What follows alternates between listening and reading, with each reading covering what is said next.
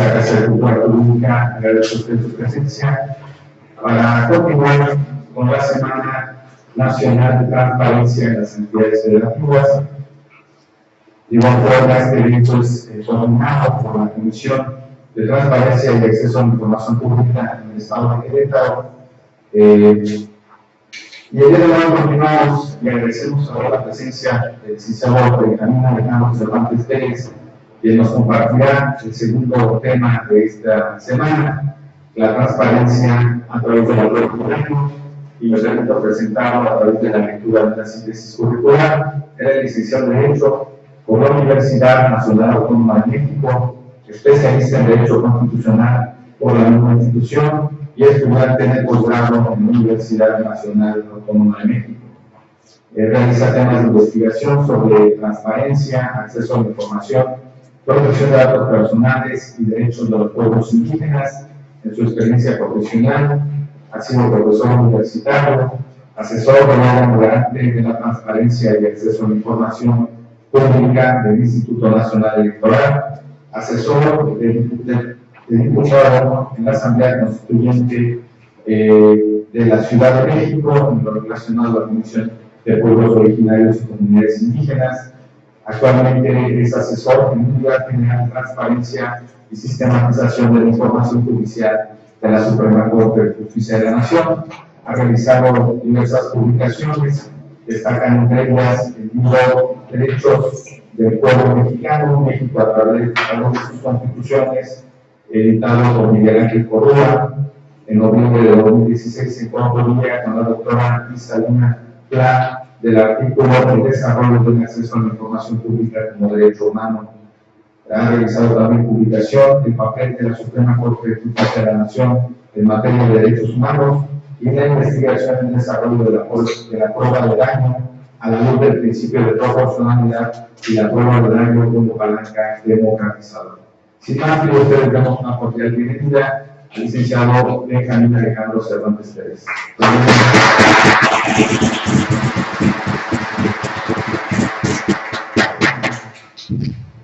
Muchas gracias por la invitación a nombre de la Unidad General de Transparencia de la Corte. Gracias al director José Jesús Luna por organizar este evento.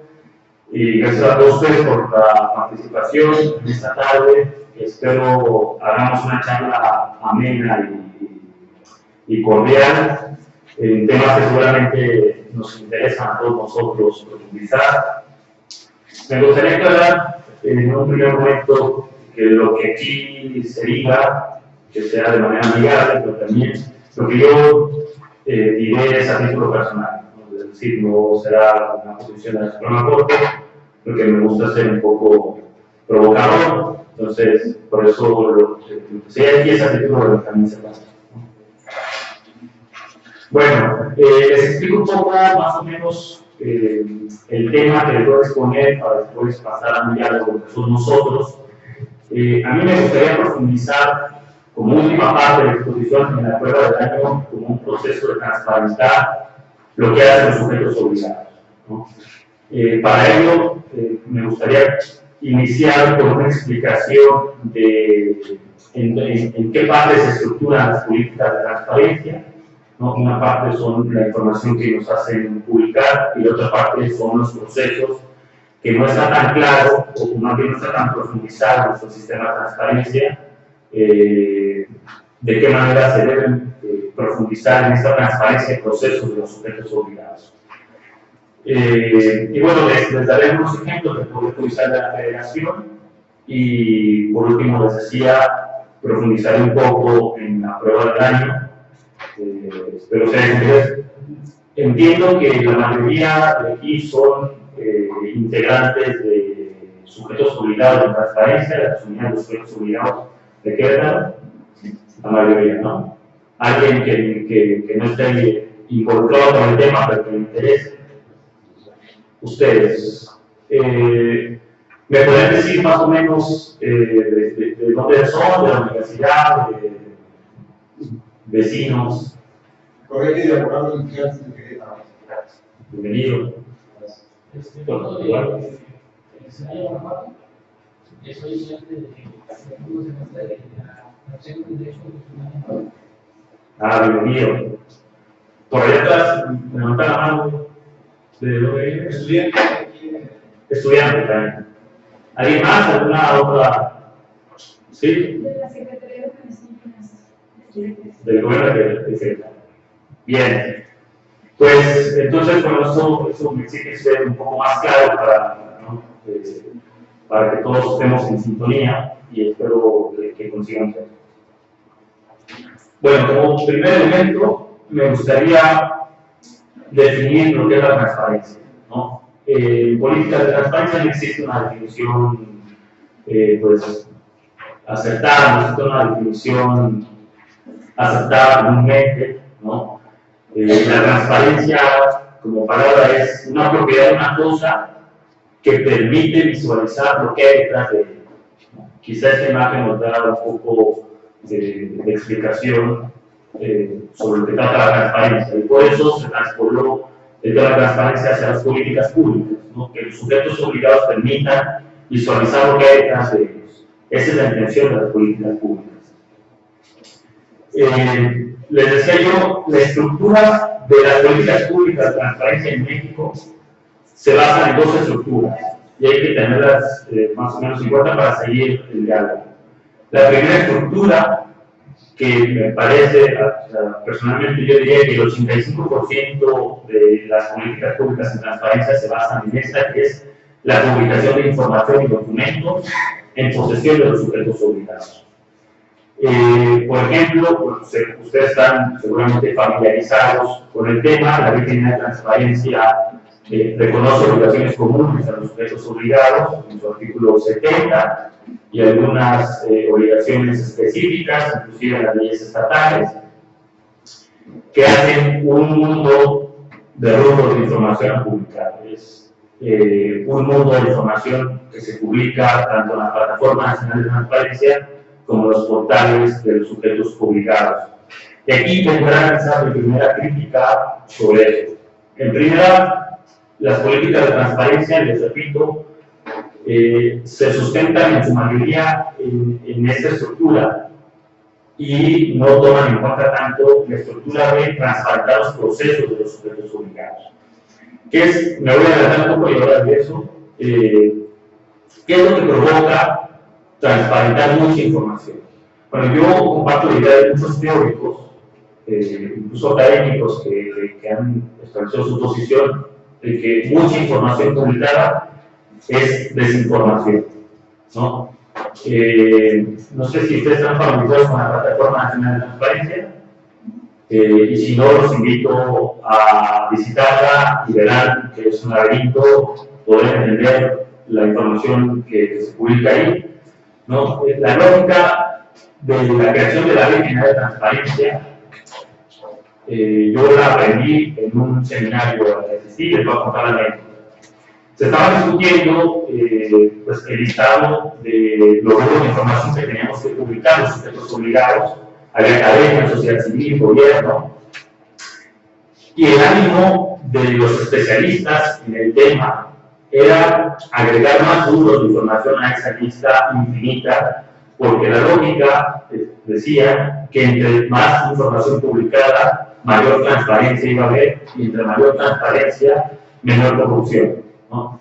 Eso no necesariamente es así. O sea, esa no necesariamente es la lógica de a mayor información subida, a eso me refiero, a mayor información subida públicamente, eso no es mayor transparencia. Eso sí, hay que tener la información disponible a las personas que presentan su solicitud de acceso a la información. Este es un mecanismo esencial para hacerlo. Y bueno, imaginemos estos puntos rojos y grises como los grupos de información que tenemos que publicar. Esa información se entrecruza en sí misma y también entre sujetos obligados que se convierten en una red muy grande de información publicada, ¿no? Pero sin embargo, o sea, este primer momento es publicar esa información, incluso ya pasó la primera evaluación nominal. Vendrá quizá un momento para repensar este sistema, sin embargo, hay que concluir la primera etapa. Me regreso. Te decía que la otra estructura de las políticas de transparencia son los procesos. Es indispensable conocer lo que hacen los sujetos obligados y cómo lo hacen los sujetos obligados. Incluso la Ley General de Transparencia, en un artículo, solamente en un párrafo, menciona que es necesario impulsar mecanismos y políticas de apertura gubernamental. No profundiza cómo, no dice qué tipo de mecanismos ni qué tipo de políticas. Sin embargo, transparentar lo que hacen los sujetos obligados y cómo lo hace es fundamental. Por ejemplo, no sé si ubiquen este edificio. ¿Alguien conoce este edificio? No sé aquí en México, evidentemente. ¿No? Alemania, justamente. Esta estructura es nueva en el Parlamento alemán.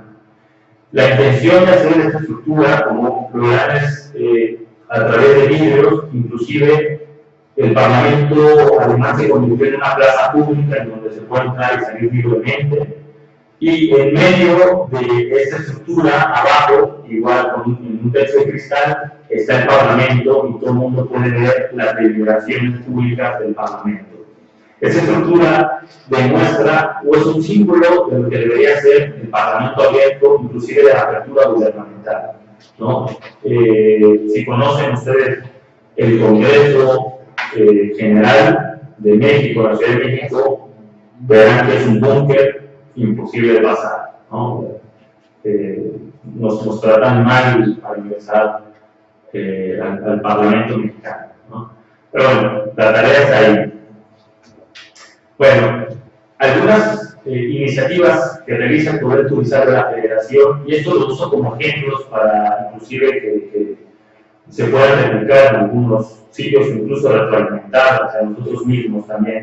Espero que ustedes me comenten lo que ustedes hacen. Algunas iniciativas para hacer la justicia abierta, que es igual a estas políticas de apertura gubernamental.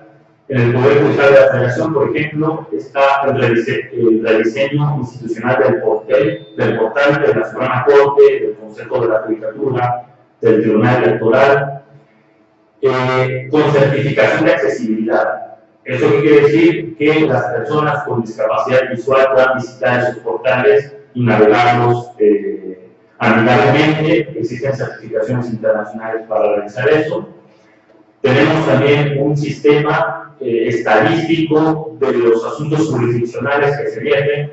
Ese sistema ya nos dice algunos números de lo que entra a la Corte, lo que se decide en la Corte, de qué manera se decide, si se usan argumentos de derechos humanos, qué tipos de argumentos se usan, ¿no? Este sistema más o menos intenta hacer este esfuerzo de transparentar cómo se publican las sentencias, el @lex. Otra iniciativa es el uso de redes sociales. El uso de redes sociales actualmente es un medio de comunicación con la sociedad muy importante.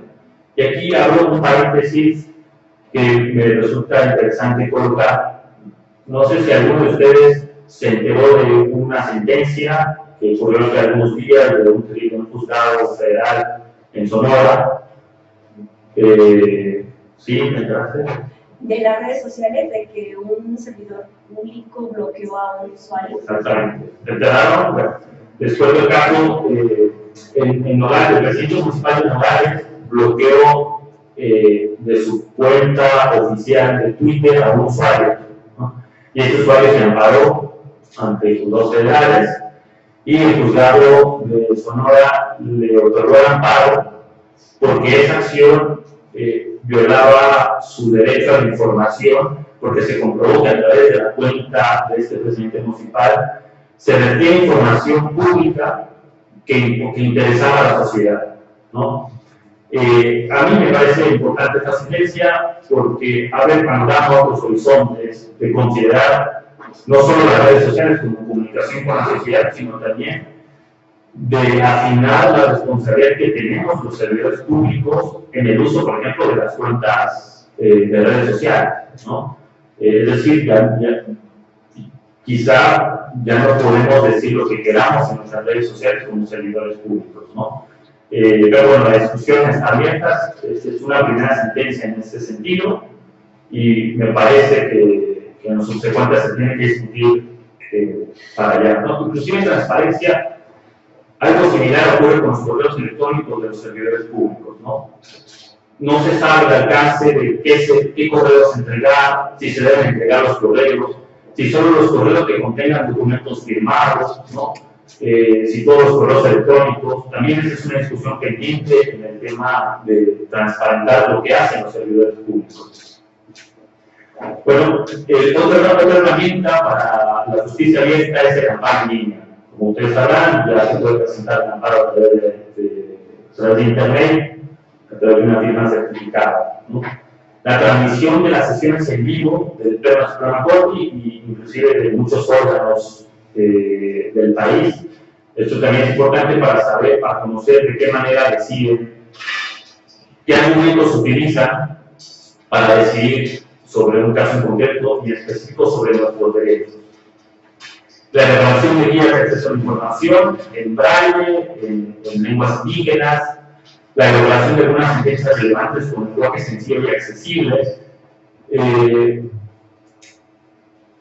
Esa es quizá una de las diferencias, voy a decirlo así, espero no generar susceptibilidades, entre la generación del artículo 14 y 16, en donde fundamental y motivar era lo esencial en los actos jurídicos. Entonces, eso se interpretaba como emitir sentencias kilométricas, ¿no? Para agotar el requisito de fundar y motivar. Ahora, a través de una interpretación de los derechos humanos, de justicia abierta, de utilizar un lenguaje sencillo, me parece que el esfuerzo es no abandonar la fundamentación y motivación, pero sí acercar las sentencias a las personas a las que se le emiten, ¿no? Es decir, si se emitía una sentencia a un pueblo indígena, pues tenía que ser interpretado por un abogado para que supieran qué decía esta sentencia, ¿no? Por ejemplo, la ponencia del ministro Saldívar, me encontré con la sentencia de 29 páginas, y es creo que el trabajo en el tema de indígenas es una sentencia muy importante en el tema de derechos indígenas, y que en 29 páginas se explica lo que se decidió y cómo se decidió y por qué se decidió, ¿no? Me parece que es una sentencia ejemplar en ese sentido. Y bueno, de aquí paso a la prueba de daño como proceso. Les decía yo que era importante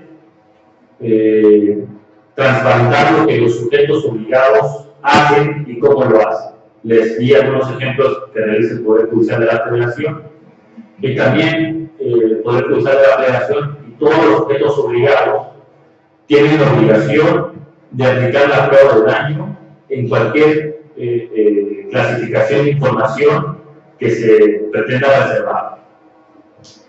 ¿Por qué lo tomo como un proceso de transparentar? Bueno, porque ahora los estándares de la prueba de daño nos llevan a eso, a demostrar los argumentos que se usan en la prueba de daño para así reducir la discrecionalidad de los sujetos obligados a la hora de reservar la información y además construir argumentos sólidos para poder demostrar por qué el daño supera el interés general de conocer la información. Y ahora voy a profundizar un poco en los elementos de la prueba de daño, ya llegaremos a ello.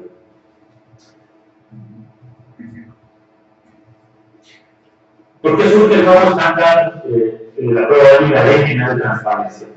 Quizá algunos de ustedes conocieron el anterior estándar de la prueba de daño, en donde se exigía solamente demostrar un daño presente, probable y específico. ¿Qué generaba esto? Esto generaba decisiones discrecionales por lo siguiente. Cuando nos enfrentamos a una colisión de principios o de derechos, en este caso el acceso a la información frente a la seguridad nacional, por ejemplo, que son dos principios que vela la Constitución, cuando entran en colisión, siempre existirán argumentos de peso para elegir cualquier respuesta a esta colisión de principios. Es decir, Si nosotros queremos defender el acceso a la información frente a la seguridad nacional, siempre tendremos argumentos de carga para aprobar eso. Contrario a Census, también vamos a tener argumentos de peso que demuestren el daño que generaría publicar esta información a la seguridad nacional. Lo que se hacía con el estándar anterior era demostrar solamente esa carga argumentativa de por qué el daño, más que decir por qué el daño, pero no se demostraba que superaba el interés general, ¿no? Incluso si ustedes revisan algunas resoluciones, pues mencionaba argumentos repetitivos, tanto en daño presente, daño probable y daño específico.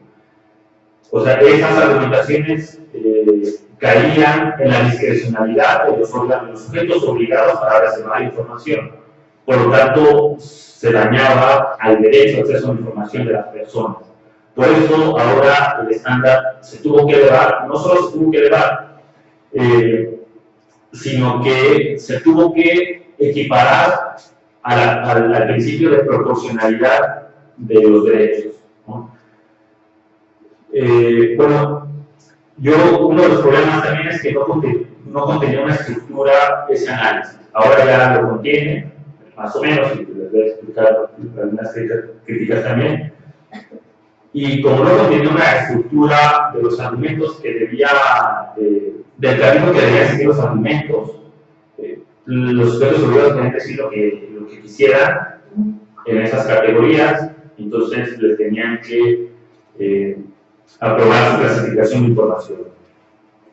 Bueno, el estándar internacional de la prueba de daño, yo lo retomo solamente de la Relatoría Especial para la Libertad de Expresión de la Comisión Interamericana de Derechos Humanos. Sobre el límite de acceso a la información, algunos otros órganos internacionales se han expresado en el tema. Sin embargo, en relación al límite específico de la prueba de daño, esta relatoría sacó un informe muy importante en donde hay tres premisas fundamentales para nosotros. El primero, que el derecho fundamental de acceso a la información es posible limitar, ¿no? Es decir, los derechos humanos no son absolutos, sin embargo, tienen una protección amplia y así se deben interpretar. Entonces dice, el derecho fundamental sí se puede limitar bajo ciertos estándares, es decir, seguridad nacional, seguridad pública, ¿no? Incluso la privacidad de las personas. El segundo estándar de esa resolución es que esa restricción debe estar reconocida por la ley, es decir, no se debe dejar al arbitrio de las autoridades decidir cuándo se restringe o no a ese derecho fundamental. Cualquier limitación a los derechos fundamentales debe estar reconocida en la ley. Y la última, y es la que a mí me interesa resaltar, que ante cualquier restricción se debe aplicar el principio de proporcionalidad, justamente porque la estructura del principio de proporcionalidad ayuda a demostrar que el daño supera al interés general de conocer la información. Bueno, el estándar ahora en la prueba del daño está en la Ley General de Transparencia, inclusive en los lineamientos del INAI para la clasificación y desclasificación de la información, pero retomo solamente la Ley General de Transparencia. El artículo 103 manda que será el Comité de Transparencia de los sujetos obligados los que tienen que hacer la prueba del daño. Y aquí hago una interrogante, bueno, varias interrogantes. La primera es si solo es decir, la lógica de la reserva de información al interior de los sujetos obligados es que las unidades responsables de esa información realizan la reserva de información, ¿no es así? Mi primera pregunta sería si esas unidades porque tienen la información deberán o no hacer una prueba de daño, ¿no? Ahí será lo que yo tengo mi propio criterio, pero se los dejo ahí. Esa reserva de información generalmente pasa a evaluación al Comité de Transparencia, que es un órgano colegiado al interior de los sujetos obligados, quien realiza una revisión exhaustiva de esa reserva de información y se supone que este es el órgano especializado para realizar la prueba de daños bajo los estándares de la Ley General de Transparencia, ¿no? Ahora bien, posteriormente, esta solicitud o este asunto puede llegar al Instituto de Transparencia local o inclusive al INAI, en donde se revisarán las actuaciones del sujeto obligado. Entonces, otra pregunta sería si el INAI o el Instituto de Transparencia no estaría obligado también a realizar otra prueba de daño para revisar lo que se hizo por parte del sujeto obligado. Y ahora otra pregunta más. Este asunto inclusive puede llegar a la Suprema Corte a través del recurso de revisión por parte del consejero de presidencia, en donde analizará las situaciones del INAI o del instituto local, de los sujetos obligados, ¿no? Entonces, mi pregunta también sería si la Suprema Corte no tendría que realizar ese estándar de revisión también para comprobar que la reserva de información fuese adecuada. Un caso, bueno, el último caso que llegó a la Suprema Corte, llegaron dos en esta materia, el último caso, la Suprema Corte no realizó este análisis, inclusive el INAI tampoco realizó este análisis. El único que hizo fue el Estado Mayor Presidencial, que es el que reservaba la información, y sus argumentos se tomaron como válidos, ¿no? En fin, no sé si esto sea lo ideal, sin embargo, los estándares se están construyendo y por eso presento a profundidad esta prueba de daño para conocer, ¿no? Bueno, en el artículo 108 menciona que la prueba de daño tiene que hacer caso por caso. ¿Eso qué quiere decir? Que los sujetos obligados no pueden reservar información de manera general, es decir, bueno, todo lo que tenga que ver con el director del registro es información reservada. No lo pueden hacer. Se tiene que hacer caso por caso, es decir, todas las solicitudes que presenten particularidades de reserva de información, entonces se debe analizar a través de la prueba de daño, ¿no? Y el artículo 104 es donde profundiza en la prueba de daño, no lo transcribo, pero que a grandes rasgos menciona que se tiene que demostrar que el riesgo de publicar información supera al interés general de conocerla y toma como referencia el principio de proporcionalidad. Bueno, ¿qué problema encontramos? Bueno, el problema que yo encuentro, que en la Ley General de Transparencia en los lineamientos mencionan cómo realizar esa prueba de daño, ¿no? O mencionan cómo aplicar el principio de proporcionalidad en esos casos específicos. Mencionan estándares muy importantes, estándares que se deben tomar en cuenta en el análisis, pero no existe una estandarización del proceso de cómo realizar esa prueba de daño, lo que genera mucha confusión en los sujetos obligados, ¿no? De cómo se tiene que realizar, si la realizaron bien, si no la realizaron bien, ¿no? Me parece que se tiene que cambiar para allá. Y bueno, para explicarlo, retomo yo el principio de proporcionalidad y su estructura. Me gustaría aclarar que no voy a profundizar a fondo en esta presentación. Si gustan, lo hacemos en las participaciones. ¿Por qué? Porque, sobre todo, el tercer elemento del principio de proporcionalidad implica inclusive fórmulas matemáticas para la valoración de los principios en conflicto, ¿no? Pero bueno, les explico la estructura a grandes rasgos. ¿Cuál es el objeto del principio de proporcionalidad? Que se pueda elegir la respuesta lo más razonablemente posible. ¿Eso qué quiere decir? Uno, que no se va a terminar por completo la discrecionalidad de los sujetos obligados. Es decir, ¿por qué? Porque los sujetos obligados están conformados por personas que tienen sus cargas, evidentemente. Sin embargo, al ser un cuerpo colegiado que discute, al expresar sus argumentos se va a ir perfeccionando la discusión, ¿no? Sin embargo, no se va a terminar con la discrecionalidad, sin embargo, sí garantiza que sea la respuesta más racional. Entonces, si es la más racional, se convierte en la respuesta más legítima que se puede elegir. Y si se convierte en la respuesta más legítima, entonces se garantiza el derecho a acceso a la información y se garantiza inclusive, más bien se alimenta inclusive la democracia en el país. ¿Por qué? Porque a mayor transparencia, mayor democracia. A menor discrecionalidad en las decisiones, mayor democracia en el país. Bueno, la estructura del principio de proporcionalidad es en 3 pasos. Primero, el examen de idoneidad, posteriormente el examen de nivel más benigno y después el examen de proporcionalidad en el sentido estricto. Bueno, en el examen de idoneidad nos tenemos que preguntar si la restricción al derecho fundamental encuentra sustento en la Constitución o inclusive en el bloque de constitucionalidad. Es decir, si la seguridad nacional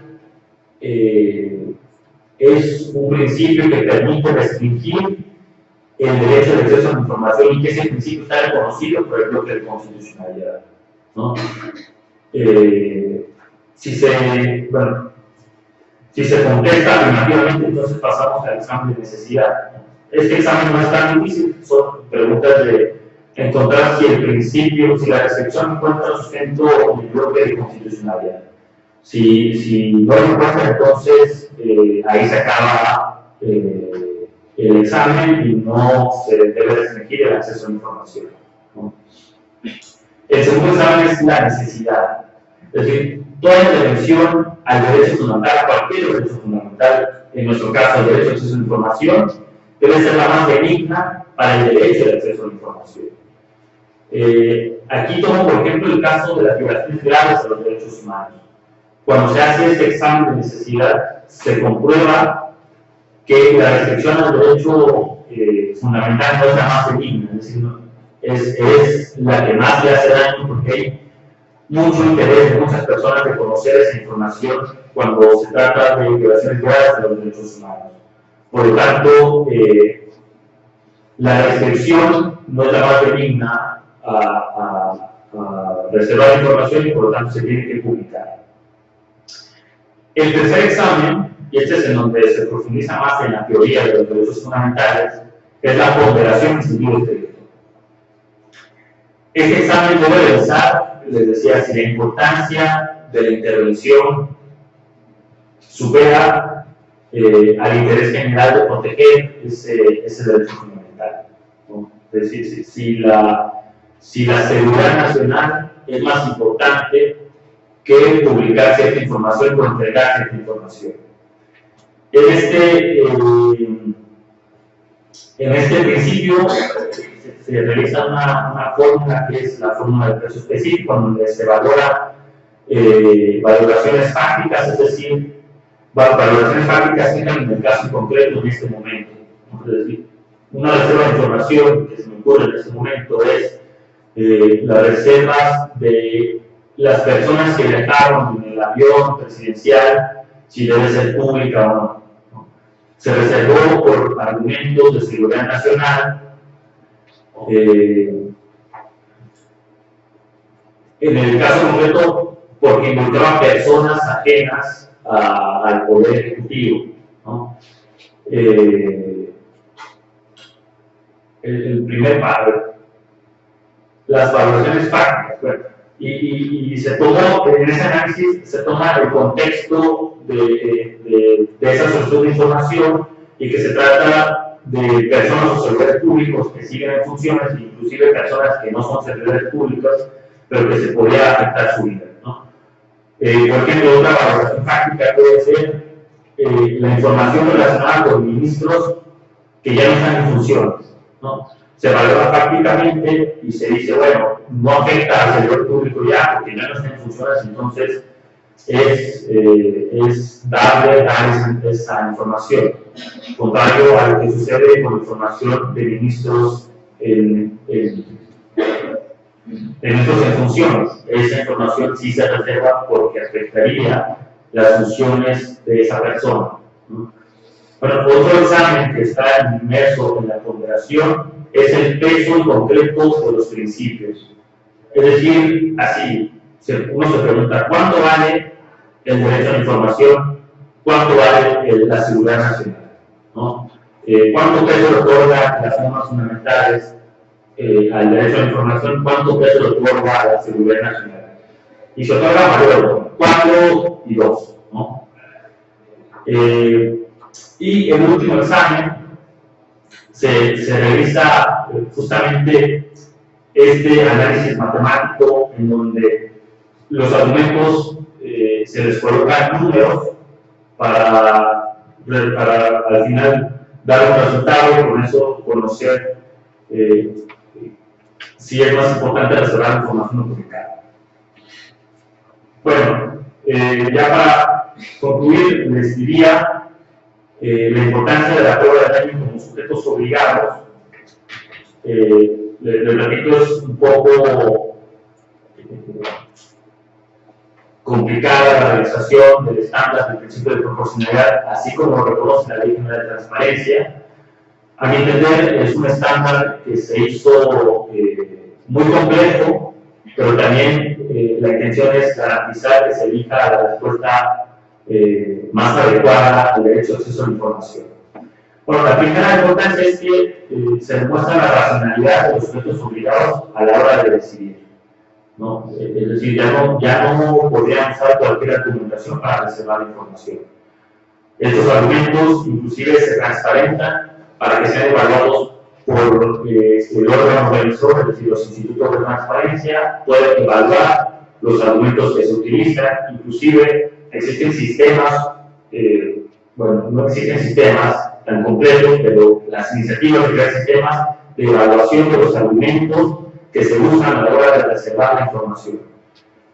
A través de académicos, por ejemplo, ¿no? Esto lo que debería es retroalimentar los argumentos que se usan en los sujetos obligados para ellos perfeccionarlo. Eso es muy importante porque en esos argumentos que ustedes utilizan se vierten intereses de la sociedad, es decir, ustedes están discutiendo temas como por ejemplo seguridad nacional, discuten temas como el interés general, discuten temas como seguridad personal o privacidad de la persona, y esas discusiones que ustedes hacen al interior de sus órganos retroalimentan el estándar en México del derecho de acceso a la información. Y por eso es muy importante realizar esta prueba de daño a través del estándar que les explico. Y les decía que la prueba de daño garantiza menor discrecionalidad a la hora de las decisiones y por lo tanto genera mayor democracia en nuestro país, ¿no? El derecho de acceso a la información es una llave fundamental para que la sociedad se involucre en los asuntos públicos, ¿no?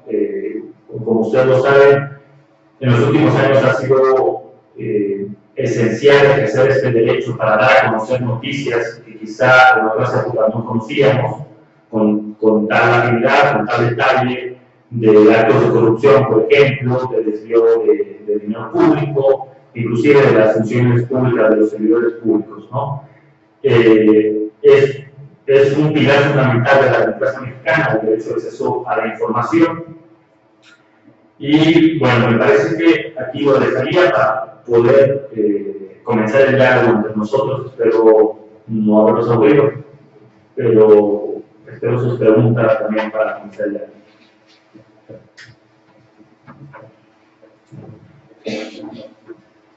Muchas gracias al licenciado Benjamín Cervantes por la ponencia que nos brinda el día de hoy, y damos paso ahora a la etapa de preguntas y comentarios que deseen hacer al licenciado Benjamín.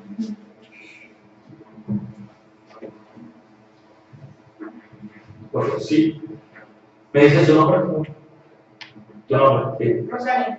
Sí. Una pregunta, por ejemplo, para la clasificación de un contrato que tiene que ver con seguridad, que la compra no se ve en cámaras. Si en el contrato se especifican los lugares donde van a estar colocadas las cámaras y especificaciones y demás, ¿se podría clasificar mediante transparencia o no podríamos especificarlo en sí, la información confidencial se puede hacer total o parcial. Ok. ¿Alguien más? Por favor, con confianza tú. Pero también nosotros como órgano garante, Alejandra, como órgano garante nos enfrentamos a que los vemos obligados al momento de dar contestación a alguna solicitud y clasificar alguna información como reservada. Ajá. Lo único que establecen es que es información que por disposición de ley ya se encuentra reservada, pero no argumentan ninguna prueba de daño. Claro. Aquí, ¿qué responsabilidad o hasta qué alcances tenemos nosotros para poder establecer? Porque hay veces que sí se puede justificar una reserva, pero ellos lo están haciendo de manera indebida, porque no están agotando los principios establecidos.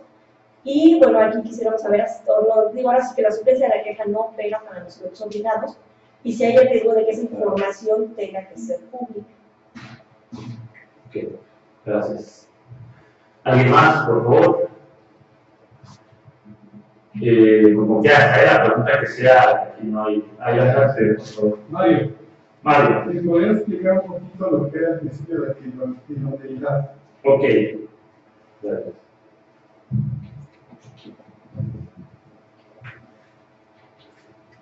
¿Otras más?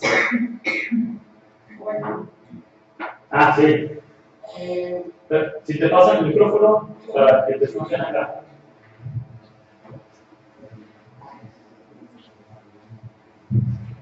nada más me gustaría ahondar un poco más en la necesidad de ponderación que luego ustedes lo califican como no comprendo tanto cuando estás en la ponderación.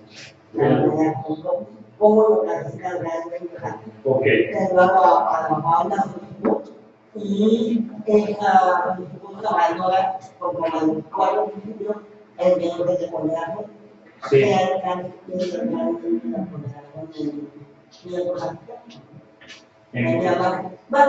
¿Cómo se evalúa la ponderación? Ok. ¿Y es algo objetivo o algo ya? ¿Me dices tu nombre? Jesús.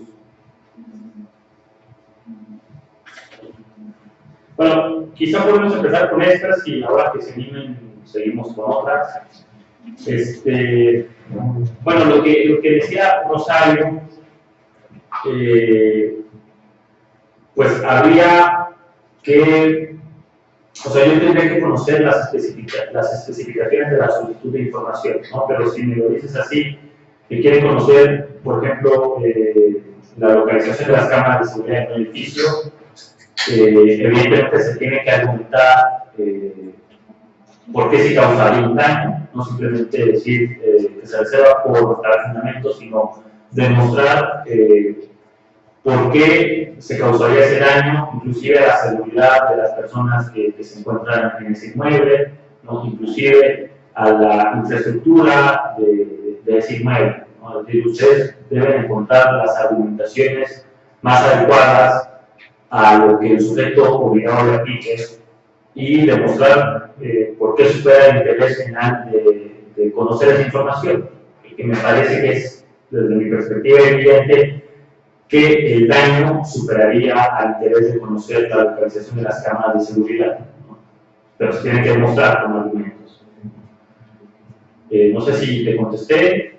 Sí, la diferencia, por ejemplo, que fuera pues tiene una obligación de transparencia a una solicitud de acceso a la información. Como obligación de transparencia, no hay obligación de publicar ese contrato. Claro. La solicitud de acceso a la información, si me lo solicita, tengo la obligación de entregar. Claro. Y si puedo clasificar la información. Ahí, ¿cómo pudiera manejarse, trabajarse? La diferencia entre ¿En una solicitud de acceso? En una solicitud de acceso y una obligación de transparencia. O sea, las obligaciones de transparencia te permiten realizar esas publicaciones a través de versiones públicas, por ejemplo, ¿no? Se protege información confidencial y reservada, ¿no? En las publicaciones que se hacen en el portal o en la plataforma de transparencia. En una solicitud de acceso a la información, igual se realizan versiones públicas, pero se tiene que evaluar por el Comité de Transparencia del Proyecto Obligado, porque es una reserva de información. Entonces, ahí se tienen que evaluar los argumentos. Se tiene que argumentar, esto es como lo importante de esta prueba, argumentar por qué se dañaría y por qué supera el interés de conocer esa información por la persona que la solicita, ¿no? Bueno, Alejandra nos preguntaba cuál era la tarea de los sujetos y la tarea de los órganos de transparencia para evaluar las reservas de información de los sujetos obligados. ¿Sí? Bien, es justamente una de las preguntas que hacía al inicio.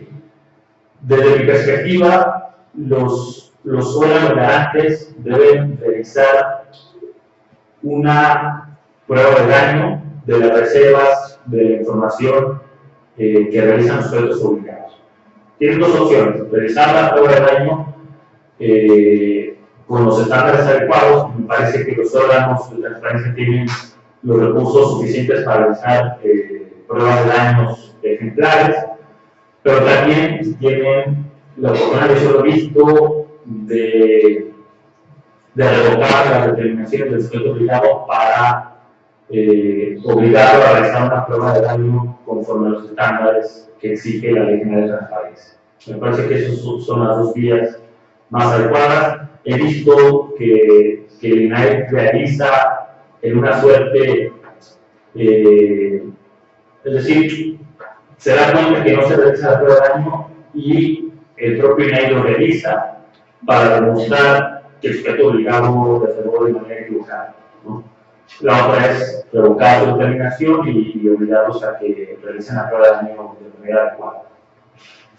Bueno, otra pregunta de Mario y de Jesús se relacionan un poco. Yo estaba buscando mi USB, porque hace rato me la pasaron, pero bueno, ahí en otra presentación que tengo, que fue para otra ponencia, explico la valoración de cada etapa del principio de proporcionalidad. Y bueno, la primera pregunta es respecto a idoneidad. Mario, ¿no? ¿Qué es Mario? Mario, perdón. ¿Tú, te interesa conocer específico qué trata el examen de idoneidad? Lo que pasa es que siento que, ahorita que hablaba sobre los elementos de lo que es la prueba de daño, Ajá. siento que hay un poquito de contradicción entre lo que es la idoneidad y la proporcionalidad, porque se supone que ya no deben de dejar a discrecionalidad del sujeto obligado el que se reserve la información, ¿no? Entonces creo que ahí existe un poquito de contradicción. ¿Contradicción en qué sentido? Es decir, tú dices que se contradice el primer elemento con el tercero. El de proporcionalidad o el de la discrecionalidad. Ok. No, te entiendo. Es decir, que los sujetos obligados tienen discrecionalidad para reservar su información. Justamente la prueba de daño intenta evitar eso. Lo voy a decir de esta manera. La prueba de daño, el objetivo principal es justo lo que está diciendo, es decir, no eliminar, sino reducir la discrecionalidad de los sujetos obligados para reservar información. Esto no quiere decir que se le reste autonomía de decisión a los sujetos obligados. ¿De qué manera reduce la discrecionalidad? Porque los sujetos obligados tienen que analizar este examen paso por paso para demostrar por qué a ti, sujeto obligado, te afecta dar a conocer esa información. No sé si me explico, es decir, por ejemplo, a ella que le afecta publicar el tema de las cámaras de seguridad porque, no sé, ahí trabajan servidores públicos, no sé, de mayor jerarquía, y a ti no te afecta publicar el tema de las cámaras de seguridad porque ahí no trabaja ningún servidor público, sino simplemente es un almacén, por así decirlo, ¿no? Evidentemente, la discrecionalidad reside en eso, en que la naturaleza del sujeto obligado es diferente. Sin embargo, se tiene que demostrar a través de los argumentos por qué es así. Entonces, ahí es cuando se reduce la discrecionalidad. O sea, tú ya no puedes decir, reserva la información porque sí. Tú debes demostrar por qué te afecta dar a conocer esa información. Ok, entonces cuando se nos presenta a nosotros un informe justificado, podemos usar ese criterio de prueba de daño para decirle, para revocar su informe justificado y decir, bueno, siempre que no me estás ofreciendo la prueba de daño, por lo tanto revoco ese informe justificado y por ello me des prueba de cómo lo hiciste o cómo llegaste en base a eso. Claro, si tú trabajas con un laborante, claro, sí, usted lo ideal es eso justamente, ¿no? Hacerles ver a los sujetos obligados que no están haciendo bien la prueba de daño, pero también explicarles cómo se tiene que hacer la prueba de daño. Es decir, decirles, no me estás demostrando estas cargas argumentativas que la ley requiere, por lo tanto necesito que hagas este examen de idoneidad, necesidad y ponderación en sentido estricto para que me demuestres que en realidad a ti te afecta que se publique esa información, ¿no? Aunque en sentido común uno diga sí, es evidente que eso afecta a la seguridad de las personas, pero se tiene que demostrar argumentativamente. Sí, evidentemente eso sería la verdad, que exista una retroalimentación entre órganos garantes y sujetos obligados para ir perfeccionando ese examen, ¿no? Y ya no ser permisivos. En el estándar viejo, como te decía, que se decía que sí se dañaba, entonces se reservaba, pero no se le mostraba esa comparación con el beneficio de la información. No sé si te respondí o te confundí más. ¿No? Gracias. Y bueno, Jesús nos plantea cómo se evalúa la ponderación en las evaluaciones de las solicitudes de acceso a la información. Los primeros pasos de idoneidad y necesidad son preguntas que se realizan para poder argumentar. Es decir, en la de idoneidad uno se pregunta el principio que intenta limitar el derecho a acceso a la información está reconocido por la Constitución y bueno, se tiene que argumentar por qué sí, de dónde se desprende eso, ¿no? En qué artículos, jurisprudencia, etc. El segundo paso, el de necesidad. Si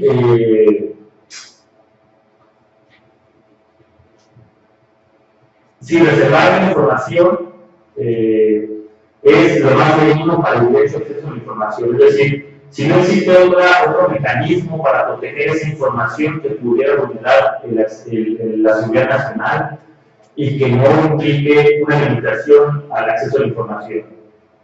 Si no se encuentra una respuesta más benigna y se dice que ese es el paso que afecta lo menos posible a los dos principios, entonces se tiene que elegir eso, ¿no? Por ejemplo, algo interesante que realizan sujetos obligados, inclusive también que ordenan los órganos garantes, es estoy de acuerdo con que publicar determinada información afecta a la seguridad nacional, pero entonces para no vulnerar tanto el derecho a acceso a la información, te solicito que realices o que entregues información estadística de esa información que no afecta ni la seguridad nacional y que satisface el derecho a acceso a la información. ¿Qué me refiero con información estadística? Solicita, por ejemplo, el nombre de las personas que han sido vinculadas a proceso por el delito de delincuencia organizada, ¿no? Y los años que se le han imputado de cárcel. Bueno, eso es información que no se puede publicar porque afectaría la privacidad de las personas. Sin embargo, el órgano puede decir, ok, no entregan los nombres, pero sí entregan cuántas personas han sido procesadas por ese delito. Entonces ya no se vincula el nombre de las personas, pero sí se da a conocer esa información, ¿no? Con determinadas características. Es decir, aquí se hace ese análisis de qué manera se afecta lo menos posible a los dos principios. El tercer examen debe realizarse si la importancia de la reserva es mayor a la importancia de conocer esa información. Aquí te lo voy a reducir, existe una fórmula, pero la fórmula se puede reducir a lo siguiente. Aquí sí se utilizan argumentos, pero se utilizan números para evaluar esos argumentos, ¿no? Puede decirlo así. En el principio de integración se utiliza una escala de 1, 2 y 4, es decir, una escala geométrica de múltiplos de 2, 1, 2 y 4, ¿no? Entonces, evaluemos la importancia de proteger la importancia de proteger la seguridad nacional. ¿Qué evaluación le vamos a dar con dependiendo del caso en concreto? Si son, no sé, el itinerario de vuelo del presidente, vamos a poner ellos, ¿no? Pero, ¿cuál es la evaluación que recibe la importancia de dar a conocer esa información? ¿No? Supongamos que ese vuelo tuvo un accidente o se cometieron violaciones graves en ese vuelo, entonces la importancia de dar a conocer esa información es 4, ¿no? Y ahí, con esas cargas argumentativas y con esa evaluación a través de los números en el último examen de refiero, se puede demostrar que es mayor el interés de conocer esta información que de reservarla, ¿no? Evidentemente, las resoluciones no aparecen estos números que uno anota en sus ojos, ¿no? Pero sí aparecen las argumentaciones de por qué es mayor el interés de dar a conocer esa información que de reservarla. Los números sirven para dar una guía de hacia dónde se tiene que dirigir la decisión del órgano o del sujeto obligado. Es decir, da una guía de los pesos, en el caso concreto, de qué es lo que gana realmente. No porque exista un daño se tiene que reservar, pero tiene que demostrar que ese daño supera el interés general. Porque hay información que genera daño, pero es mayor el interés general de dar a conocer esa información. Aquí se hago la primera ronda de preguntas. Si tienen más, por favor, estamos con tiempo y me gustaría seguir platicando. ¿Alguna otra pregunta o comentario que deseen realizar?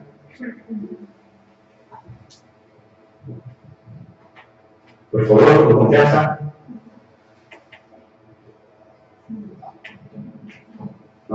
Si no es así, quiero agradecer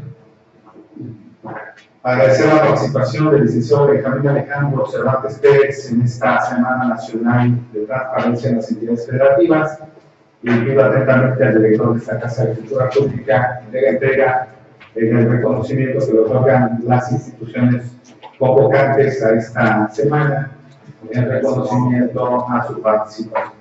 Brindémosle un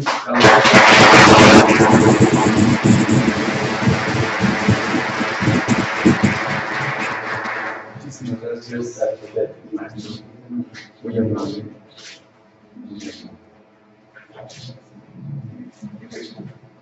Bien, en nombre de la casa, en nombre de mis compañeros, le expresamos nuestra felicitación y le agradecemos su participación en esta actividad.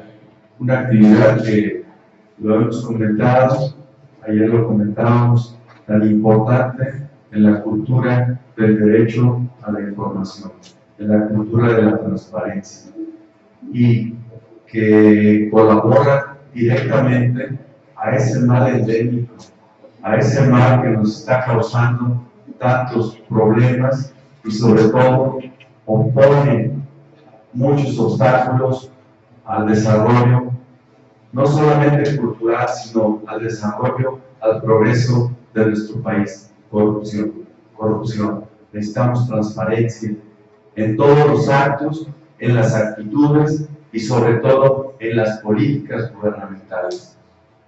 Por ello, es una tarea, es un reto y es también un exhorto a que nos preparemos, exijamos más y hagamos un pleno ejercicio del derecho a la información, del derecho a la rendición de cuentas, del derecho a que existan las autoridades con una actitud, con un sistema de información abierta en cualquier momento y de cualquier tema que se le requiera. Ello nos lleva por el mejor camino hacia un estado mejor de fortalecimiento del derecho. Muchas gracias nuevamente, maestro, muchas gracias. Muy amable por su participación.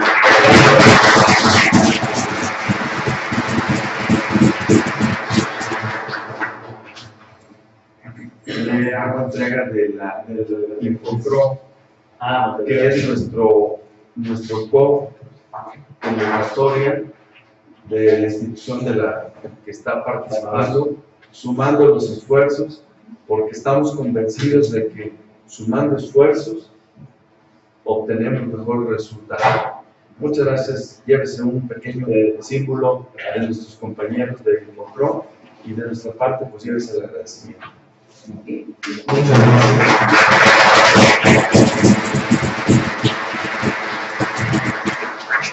Muchas gracias también a todos ustedes por su asistencia. Les recuerdo que mañana llevamos a cabo el taller sobre